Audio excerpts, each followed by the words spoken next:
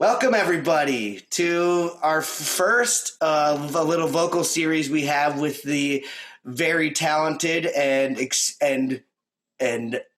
extremely sweet and caring and loving person, Elizabeth. We've only met through screens and over the phone so far, but getting great vibes already from everything with Liz. So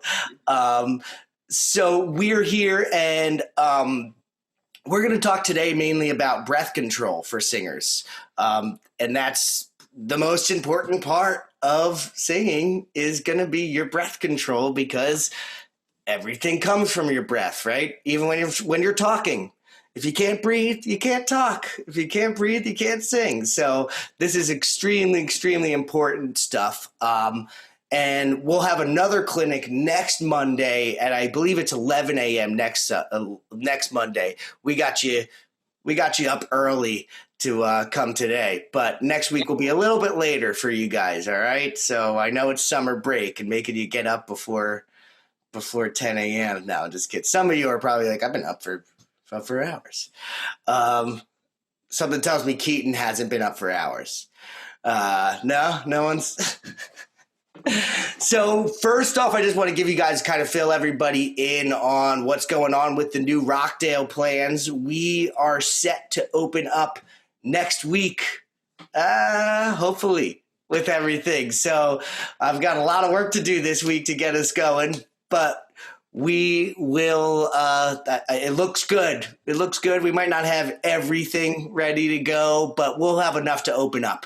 So we're very, very excited, and we thank all you guys for coming on and hanging with us today. So without further ado, I'm going to toss it over to Elizabeth, and we're just going to, Elizabeth, if you could just kind of tell everybody, your musical journey or your musical story of where Sure.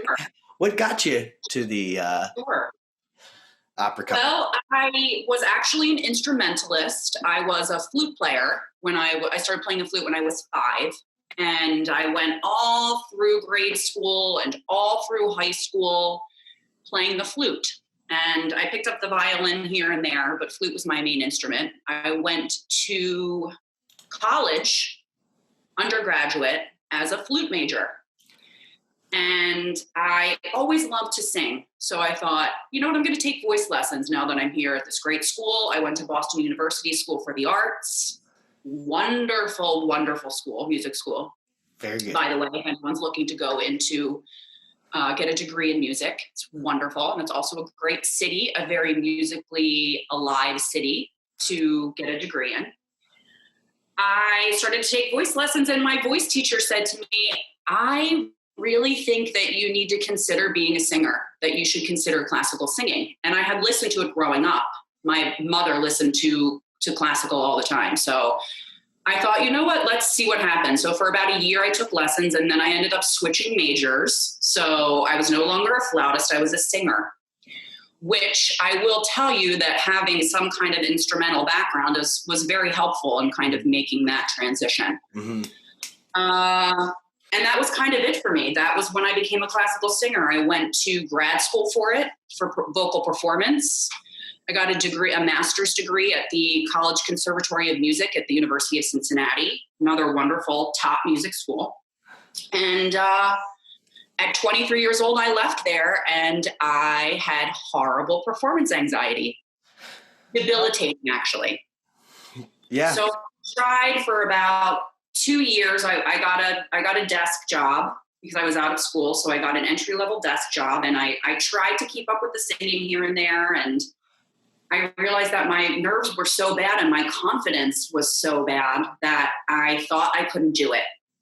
So I quit, which is a common story for a lot of musicians. Yes. It is very difficult to, stay the course.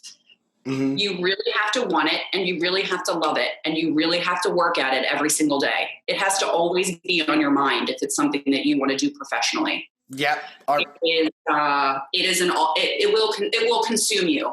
Yeah. So I had horrible performance anxiety, couldn't get up in front of people, decided this wasn't for me. Worked a job, 10 years. I'm 34 years old now. I'm sitting at my desk at work and I'm thinking, I really miss singing. It's always been in the back of my mind. Why did I quit? Mm-hmm. And as you age, you'll discover, most of you, that you kind of let go of a lot of your hangups. I promise you it gets better. Yes. It's when you're young, it's tough, but you have to stay the course. So I usually say to my students is that things might not get easier, but you get better at dealing with things. Dealing with it, yes. I think that's the thing. You learn the skills and the tools to deal with things. Like there's always going to be some tough stuff that you have to deal with, but you get better with coping with those things. And that's and you also get better by doing. By pushing yourself to do it and not expecting anything. I'm just going to go do this audition. I'm just going to go do this performance. I'm not expecting anything. I'm going to do my best. It's that constant repetition of practice. It gets easier. Right. So I started taking voice lessons at 34 again when I hadn't sung for that whole time, 10 years. Wow. And my dear friend got very sick with an incurable form of cancer. So what prompted me to start singing again was listening to her talk about all the regrets that she had. Mm-hmm. I wish I would have tried this. Why didn't I have the guts to try that?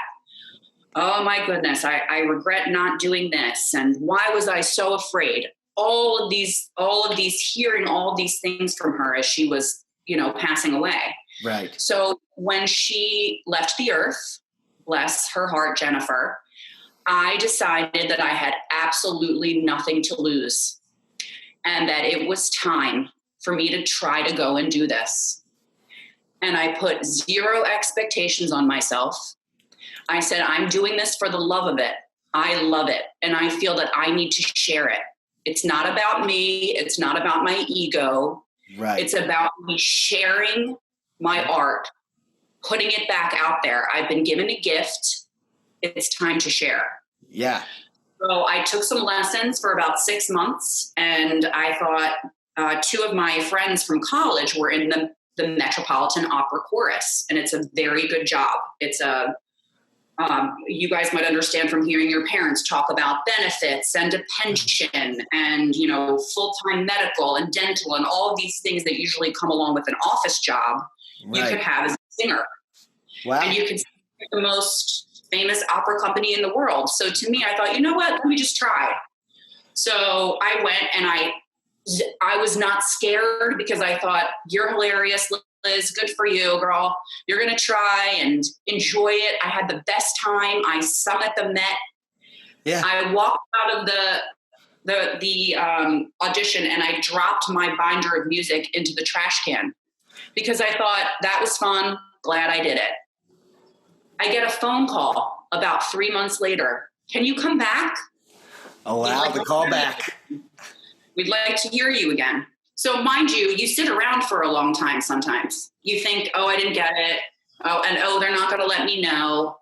But sometimes it just takes a while. Yeah. So I had to go back for another audition. And there were 2 spots open, 2 full-time alto mezzo-soprano spots. And sung the second audition, was 10 times nervous than the first one because now there was something at stake. Did it. Felt confident that I did the best that I could. And then about 6 months later, which was a very long time to wait, I got a call from Maestro Colombo, who was the chorus master at the Metropolitan Opera. And he said, I would like to offer you a full-time position with the Metropolitan Opera Chorus. Wow. And my whole life changed. Yeah. Because this is what I always wanted. This was the dream. This was hitting the lottery. And if there's anything I can say, it is, I wish I would have done it sooner. I wish I wasn't afraid. Sure. I wish that I would have just given the world my voice. And I urge everybody, play the guitar, bring it out when there's company, sing a song. Don't be afraid, share it. Get comfortable sharing it with people. A lot of times you're self-conscious because it's part of you, especially as a singer. You don't have a piano, you don't have a string, you don't have, maybe something that you can tweak. It's all you. It's coming from your skin. It's coming from your lungs, your internal organs.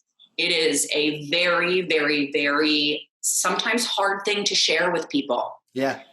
So if I say, just get used to sharing it, let everybody hear you, and let yourself be confident. Let it out of you.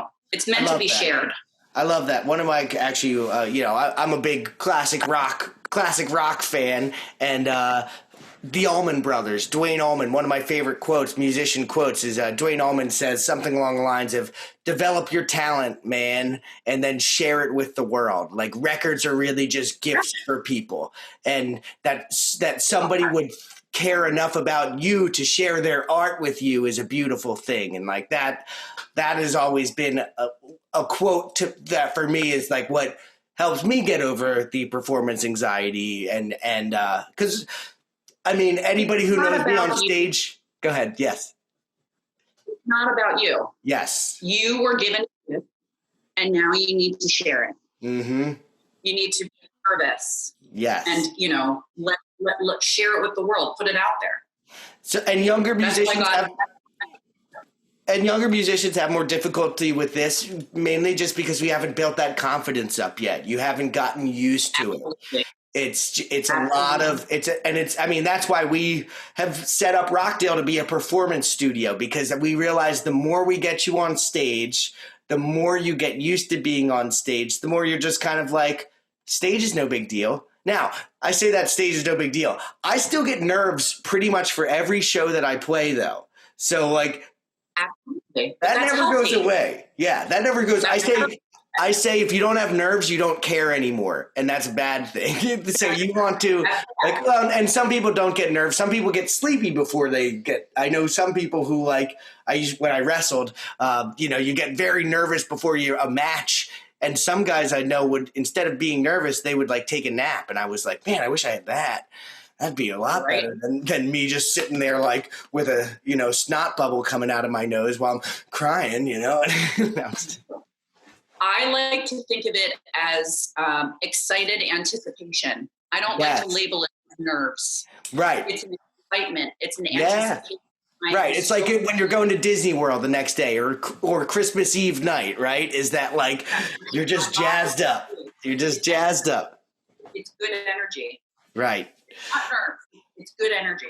Good. All right. So that's a great story. I think all of us can learn something just even from that path that you've taken to perseverance that is a very big part of being a musician, being an artist, being a creative is that it's going to be a bumpy road for you. And sometimes you feel like you might be the furthest thing away from your music, but it's always there for you. I mean, like I mentioned that I was a wrestler. I was more of an athlete in high school all the way until college. I always played music, but I was more of an athlete.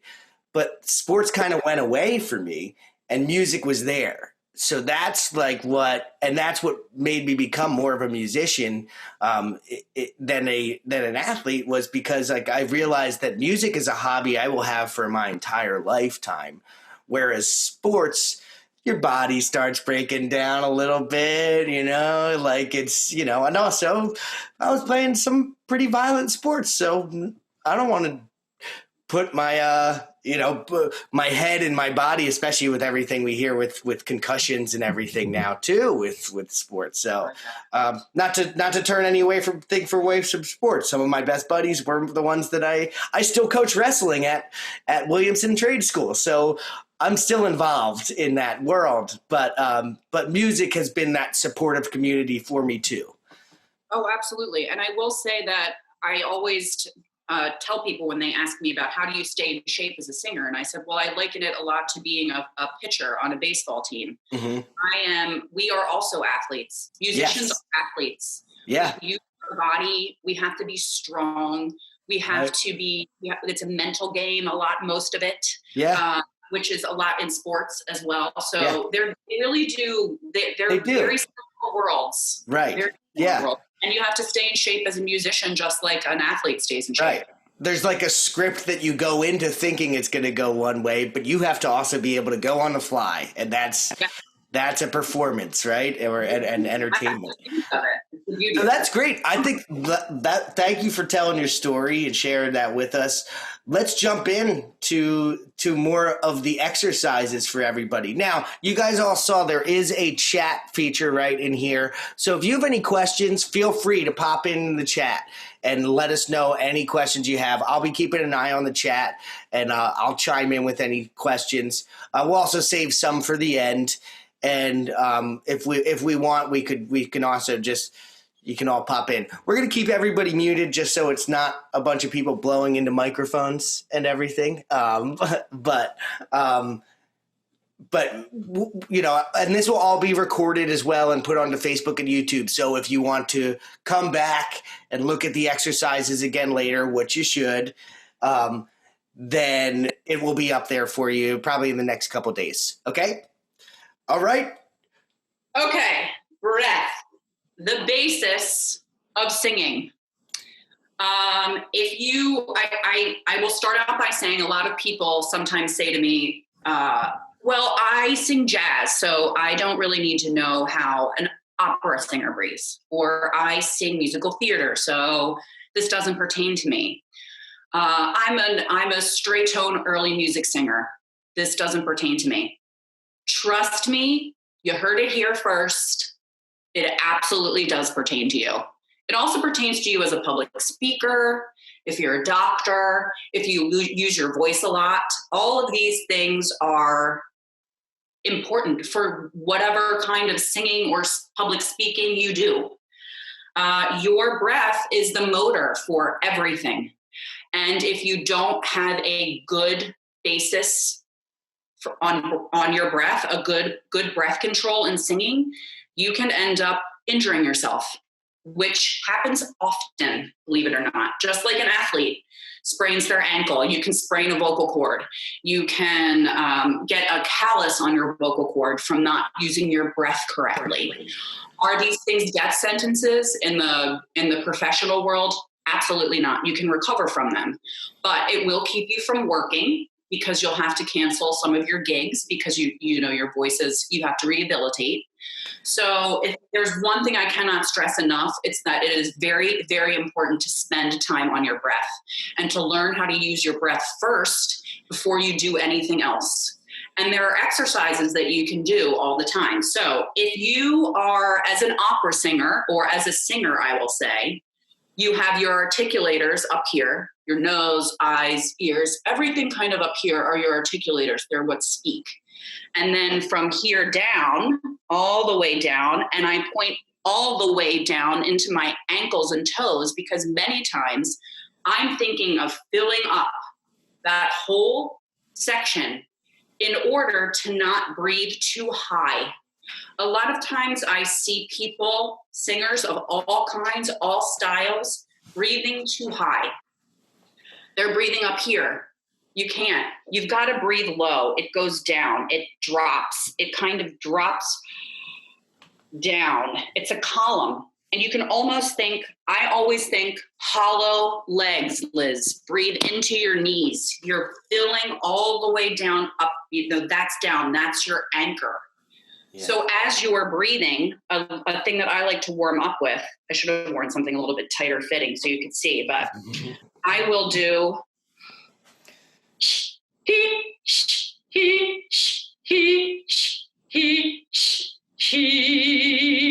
and you can see, right? You can see I've under my rib cage low, I have expanded down here, and I keep my arms out and I go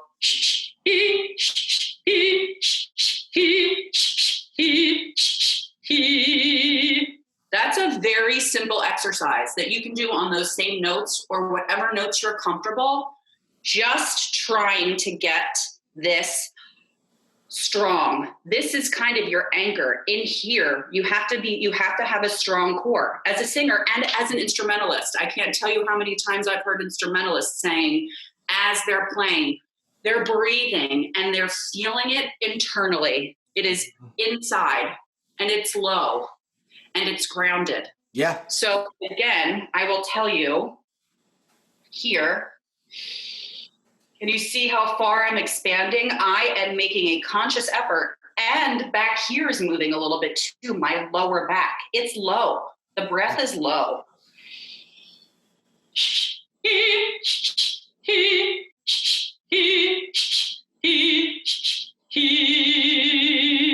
That is basis of support. And that's basis of support if you're singing classically or if you're singing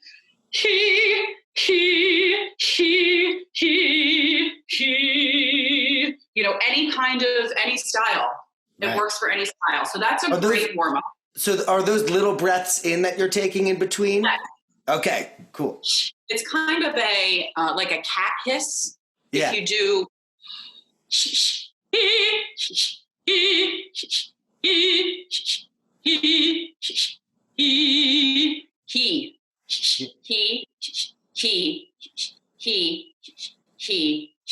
he. And the focus is here, my articulator, and my train, my engine is here. Yeah. We don't need to worry about here. We kind of want to keep this relaxed. This is where those tiny little vocal cords are, guys, and they're small. Yeah. They're teeny and they're thin. So you don't ever want to put a lot of pressure. You want to make sure that there's air before there's sound. That was always something I struggled with as well. I would kind of clamp the chords together instead of starting with a little air first and then singing. Right. That's a really good thing to remember. Otherwise, you are putting a lot of pressure and a lot of stress on the chords, which can lead to a problem. Yes. So that kind of helps get the air going.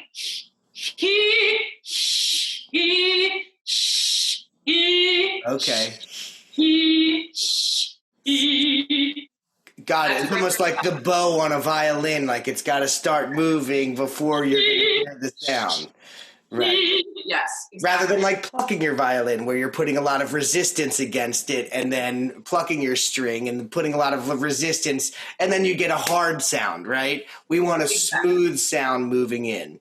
You always want it to be on the breath, whether it's a violin, a guitar, anything. You don't want to, unless you're rocking and rolling and you're slamming the guitar, like that's a stylistic thing. I get that. Yeah. But this more pertains to classical because it needs to be free. Yes. It needs to be free. So it starts on a pillow of air. It starts on a bird wing, and then it goes over. It's got to have a little cushion, otherwise you wear it out. Right. And that's not good. So that's one that I always start with. Also, I'm going to bring out my tricks of the trade. I used to use these when I was learning how to sing. So this is a little, and you can get these at the dollar store, guys. You know what? I'll order a bunch of them just to have at Rockdale so that you can grab one and take it. I'll give them to Cecilia. Yeah, you can get them on Amazon for bags of them for cheap. Yeah. So I'm going to try my best not to make this squeal, but I was practicing the last couple of days and sometimes it squeals, so I apologize. So the point of this is to practice. This is a similar exercise, but it gives you more of a visual, which I like. So I will take a big breath in and I will make sure I'm expanded. And then I will let's start with 10 because I don't want anyone getting overwhelmed with using too much of their breath. So I'll take a big breath in, expanding my rib cage, like I showed you before, and I go.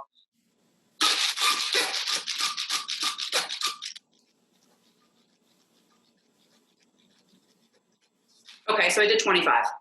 So you want to keep, your idea is to keep it going, constant.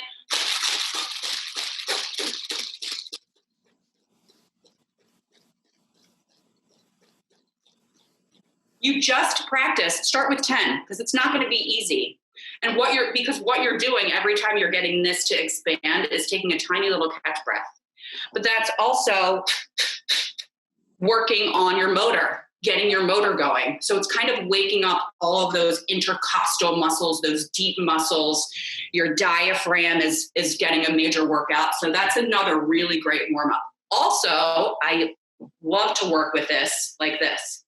I will blow out and then I will slowly curl the end, keeping it, my breath constantly going, but putting a little resistance with it. So you time yourself, you see how long can I do it. So I like to try for 30. I'm so out of shape because I haven't been singing because of quarantine. I've been a little sad, so it's been hard for me to sing. But I was getting ready to prepare with you guys. I started using this again, and I was like, oh my God, I'm so out of shape. So let me see if I can do it. So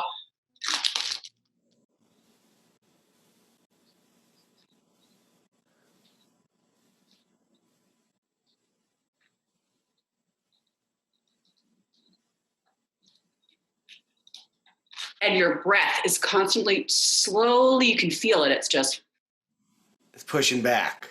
But you are, again, trying to keep that column open and those ribs extended. And that's your support. That's what keeps your throat open. That's what gives that constant healthy stream of air to make sure that you're not blowing too much air. That's another thing with these. People will blow too hard. It's too much air. So this kind of helps you figure out how much air you're using, if you're using too much, if you're using too little. So I highly recommend working with one of these. And if anybody has any questions, they can email me and I can do like a little video if this isn't clear on here. But this is a wonderful thing for young singers. This is something you can do sitting on the couch. Right. Something you can do at the pool. You take 5 minutes and you do it. And that would work. That would work probably well for just wind instruments as well, too, right? It would, as a flute player. Absolutely. As a flute player. Absolutely. Yeah, as a flute player, learning, it's a little bit different, but it's all about breath control, right? It's all about that control. Yeah, it's right. A constant stream, a constant even stream. So Sam doesn't have a noisemaker. Oh, Sam, I can send you some noisemakers. I have a ton of them. You give me your address, I'll mail them to you. How about that? And Sam, we've got your email and everything. We've got everybody who signed up for this clinic. We've got emails, so we can shoot out some emails. But again, Rishi and Sonali said they don't either. But you can even take a look. I'm going to mail you some. How about that? There we go. How about that? We're gonna get some Rockdale branded ones. We'll get some ones that like there. How about that? That would be great. Rockdale. Yeah. Actually, that sounds okay. Our grand opening, when we do a big grand opening party, we'll all get those and we'll blow into them. That's so great. But you got to take them home because of quarantine. We don't want them. You got to take because of COVID. You got to take those out of here, though, right? Take it home. Give you a little baggie to put in afterwards, too. That's great. That's great. So another trick of the trade, which a lot of you might have lying around your house, is a straw. There we go. Straw. This is recyclable, compostable. It's good for the environment, I promise. I've become very aware of all that, and these are actually pretty great straws. Amazon again. So the straw. This is another one of the first things that one of the best voice teachers I ever had was taught me. So this is another basis of the breath, breathing in, expanding that rib cage, getting that breath low. Take a breath in, and then you just kind of sing an E with air through the straw. So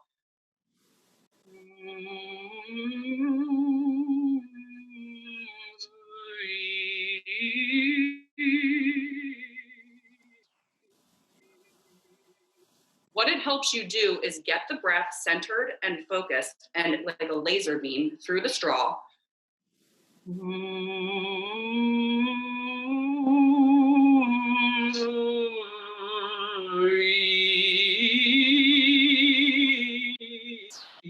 And then it kind of gets it going. And then I'll get into this technique in a lesson or something because this goes deep, but there is a constant little circle of air, and it's all in here.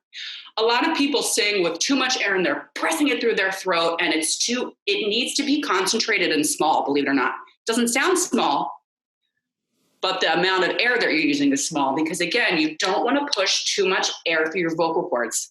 Right. Because when you push too much air through your vocal cords, it leads to fatigue. It's a muscle. You'll stretch them out, and that's hard to recover from. Yeah. So you just do this up and down a scale on an E.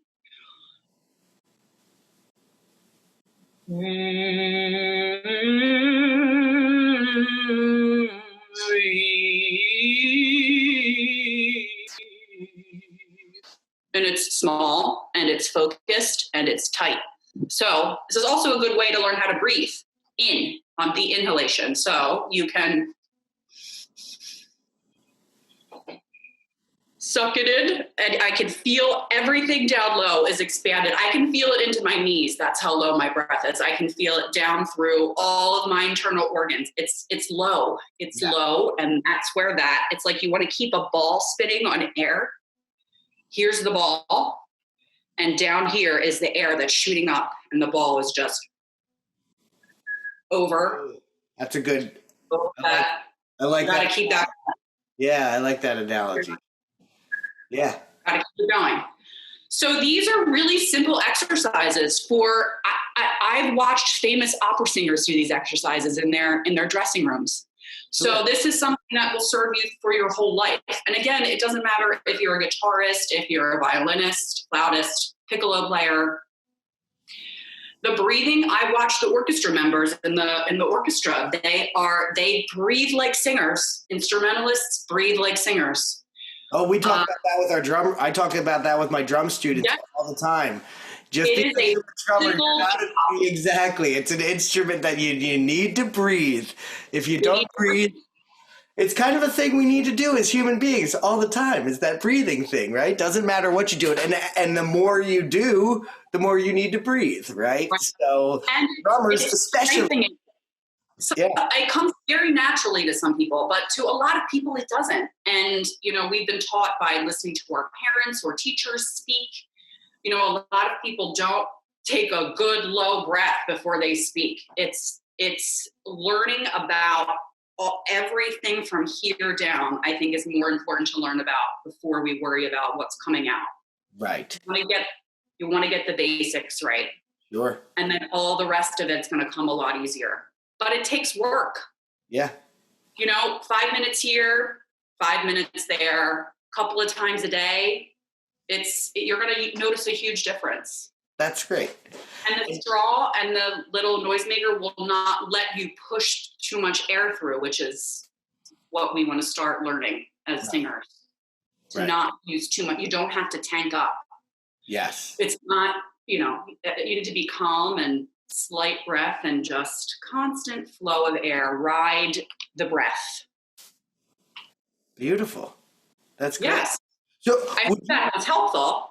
I think that was very helpful, and I mean, I learned some cool stuff from this as well. I mean, I'm a vocalist. Am I going to have to send you noisemakers too, Jared? Yeah, am I going to send you noisemakers? Yes, and I've got my own recyclable straws here though, so I can get started with that.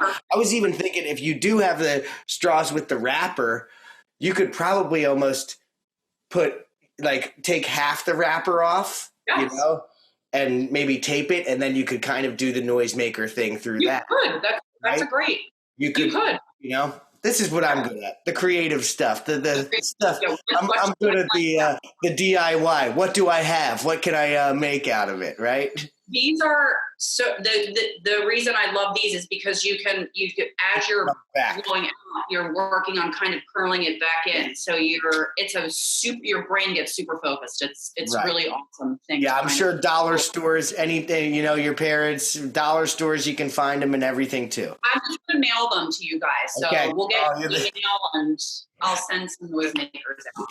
So you talked a little bit about how to draw breath in. Can you talk a little bit about what kind of breath you would use to I've been told before, act like you just thought of something things things that like, or something just startled you, and like that's the breath. But I don't know that that's the same for classical singing, or like with what's correct technique. So I think that whatever you're singing, and this is a little bit more advanced. Yeah. I think that whatever you're singing, whatever note you're singing, whatever the emotion is that you're trying to communicate, will inform the breath. So Okay. it is oftentimes easier to talk about breath when you're actually working on a song. Sure. But to hear the breath in that quick inhalation, I think that if you are in a heated scene, or it's and again, I think the emotion of the text or whatever you're about to sing kind of informs the breath. But I always like to tell people, when you're learning how to breathe, those quick catch breaths can be a little jarring to the system. I, again, would use the straw. Okay. But this time, instead of blowing out, I would suck in. So I'm going to fill it, and then I'm going to, you can start the,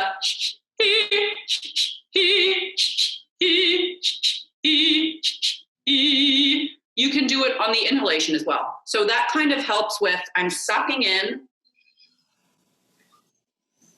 a small pillar of air that continues to be small and goes all the way down and drops into my lower abdomen, into my kneecaps. I feel it very low. I'm expanding. And then I like to teach people to take slow inhalation first and to learn how to let it go slowly instead of that.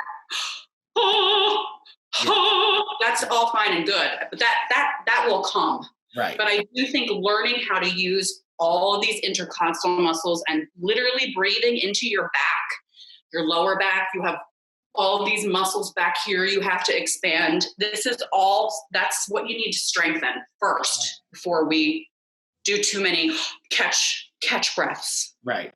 So again, straw. That's great tips. Suck in. Like you're drinking water. Just right. And then you can even just do. It's all about getting this down here activated instead of singing from here up, which a lot of people do. Yes. Singing is a low body involvement, whole thing core, strong core. Right. Exercise. And what you talked about earlier, you're expanding, right? There's what, and yes. you'll know what you're doing the breath correct when the breath is coming in underneath. You see, I guess the wrong way to take the breath you'll see is when people breathe up into their shoulders, right? When they go, here's an incorrect breath. Here's an incorrect breath. It's hard for me to even do incorrect breaths. I know, I'm sure. Yeah. Okay, so happy birthday. Right. Happy birthday. It's here. Yeah. Happy. It's not there. It's down. Yes. Happy birthday to you. And it's low and it's supported. And there I am just kind of keeping that ball in the air. You need to come to my birthday party. The song Happy Birthday will be so much better if you're there too. Anytime. So it is not, this is for young singers, a very important lesson. For young guitarists, young violinists, young drummers. When you breathe, it's not here. Yes. This isn't your power. These are the tiny little muscles and your articulators that are going to help you, absolutely. But having that wide, supported, low breath and low support, always trying to push out a little bit, will keep your voice healthy and will keep your sound consistent and will allow you to sing and not hurt yourself. So it's super, super, super. It's the basis. It's the base. Yes. You gotta learn it. It's great. So yeah. Awesome. Well, so if anybody has any questions for Elizabeth, please feel free to pop those into the chat. Anything. Ask me anything. I'm not shy. Yeah, very good. You could ask anything, not just singing based, or it could be, anything. I have a question. Do you still play your flute at all, or no? No. I sold it. I sold it about 2 years ago, and I cried. I cried and cried and cried when I sold it. Oh God. Yeah. So Sam is asking how many classes we have. So next week, thank you, Sam. You're doing good on our giving us our segues for. So next week, did Jared hire you? Yeah, Sam? yeah, exactly. He's I'll send you a Venmo after, okay, dude? Yeah, right. So next week we're doing a vocal performance workshop on next Monday, and I'm almost positive. I think that's 11 a.m. next Monday. But if you got the email about this or saw this on social media, we'll be doing the same kind of marketing, so you'll see all about it. Actually, I'll probably email just the list of everybody that's in this meeting already to join us for next week so we can remind you. After that, we're going to start doing more specialized master classes with Elizabeth. So that will be a paid session. We haven't exactly decided, but it won't be much. It's just we're really just going to be putting something in there just to keep the numbers at a reasonable number, right? This is where we're going to actually ask you to unmute and sing for us. Yes. And we're going to be able to, I should say Elizabeth is going to be able to advise you directly and how you can do better. Very good. Hannah said the vocal performance workshop is July 6th at 11 a.m. Thank you, Hannah. Thank you, Hannah. You must be hired as well. I know. This is your checks in the mail, Hannah. This is the trick I always say to all of our students' parents. Is like so many of our, my old friends or our old students end up being our, see you, Rishi and Sonali. Have fun on vacation. I know you guys are going on your trip on vacation. See ya. Have fun. I lost my train of thought. That happens to me all the time too. Hashtag age. This is what happens, people. But anyway, it's very good to have all of you here. This was so much fun. This was probably one of our best attended sessions here. So Liz, I live to help. If anybody, Jared, if you want to give anybody my email, they can email me. Very good. To ask me any questions they have if they're shy and they don't want to ask on here or whatever. If anybody has any questions, feel free to email me or text me or whatever they're comfortable with. Very good. So here, I'll put my email address in the chat so that you guys can reach. And I'm going to put my phone number if anybody wants to text me because I know you guys are into texting, right? Yeah, they're texters. That's true. I'm an old lady. Well, thank you, everybody, for coming in. And if you have any other suggestions for other clinics, too, that you'd like to do, we do this for you. Really, we don't do this for us. Liz is amazingly, has been volunteering her time to do this because, kind of she's bored, right? You're bored. You're used to doing your performing. And I've been looking for an opportunity to give back and be more, give more of my time and my talent and my wisdom that was, I fought hard to get here. Yes. And I'm ready to try to help all of you, right, fight to get to where you want to be and build your confidence to get to where you want to be. So you don't make the same mistake of quitting. Right. Unless you absolutely want to quit. Yeah. If it doesn't bring you any joy, don't do it. But I want to try to help, give you all the information that I can and let you know what the industry is like and how it works and what you need to do to get an agent and how to go on auditions and what they expect and what it's like and, all those things. You need all this information so you can be the best performer you can be. Right. And our network is always available to every one of you. We've got some students that have sung on Broadway. We've got some amazing talent and all of those parents are super helpful. So if that's the path you want to go on, I'll put you in touch with the kids that have been in Broadway. Put your parents in touch with their parents so they know what to expect. Because it is a lot. It is a lot. I mean, I know New York City is not far away from us, but going back and forth between New York City all the time, I will tell you what the lifestyle is like, and I will, there's a lot of sacrifice involved in music. Yes, but there's sacrifices involved in everything that you do as well.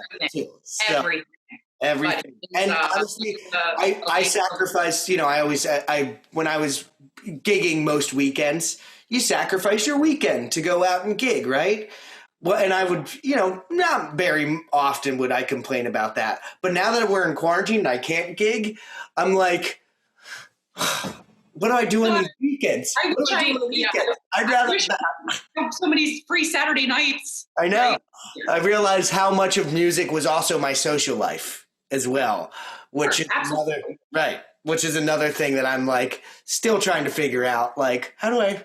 So now I'm just building a music venue that make everybody come to me. That's how That's how I'm handling it. You figured it out. All right. Looks like we don't have any questions in here for now. Thank you, Liz. Thank you, everybody, for being with us early on a Monday morning. You get an extra hour next week of sleep. So, who wanted these? Oh, I'll make sure. I'll go over. I have a million of them. So people don't have to go out and buy them. I'll mail them. Okay. We'll definitely do that, or we could do like a pickup spot or something like that. That way. Oh, there you go. Yeah, I could do it. We could do the meet. Yes. Next week we'll be open at the studio. Maybe we'll just we can put them in little baggies, and you can come pick it up, and you can come take a look at the new studio because it's gonna be awesome. You guys are so awesome. lucky. Everybody, you gotta come. You gotta come. Sam, we're for our music fest stuff. You guys are gonna get to rehearse on a stage now too. Oh, that's key, you guys. Not bad. Sam, it's not all about walking in and out of the practice room. You got to get up there on the stage. You got to practice your walk. You have to mentally prepare.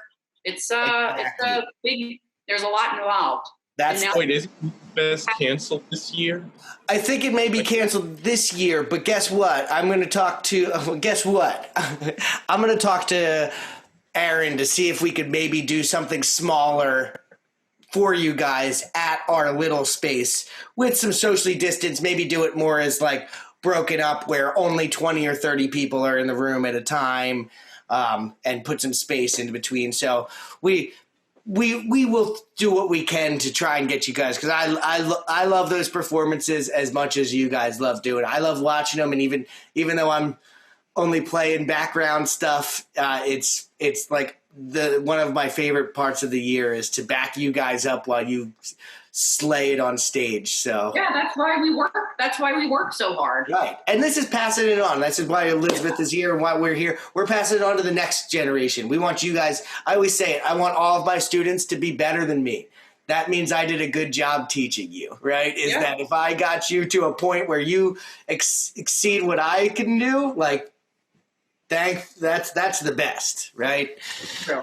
So, well, thank you, everybody, and I will keep in touch with everybody. We hope to see you next Monday, and we'll let you know more information about the master classes too. All right? Bye, guys. Bye. Peace out, everybody. Nice to meet you, Liz. I have your number. Very good. Great. Wonderful. Nice to meet you too, Sam. I hope you have a great day. Let me know if you have any questions, okay? Sure thing. I'll always text you now. Sounds good. I'm happy to help. I can send you videos too of singers. Oh. You can watch. Try to see what I'm talking about. All right. All right. Thank you so much. I can't wait to see you guys again. You too. Oh. Thank you, Aaron. It's so nice to see you again. It's so great to see you too, Sam. So long since I last seen you. I know. Well, it's good to see you, and you're still staying up on your music and you're singing. That's awesome, man. Love it. Keep it up. All right. Take care, everybody. Have a good one. Bye, guys.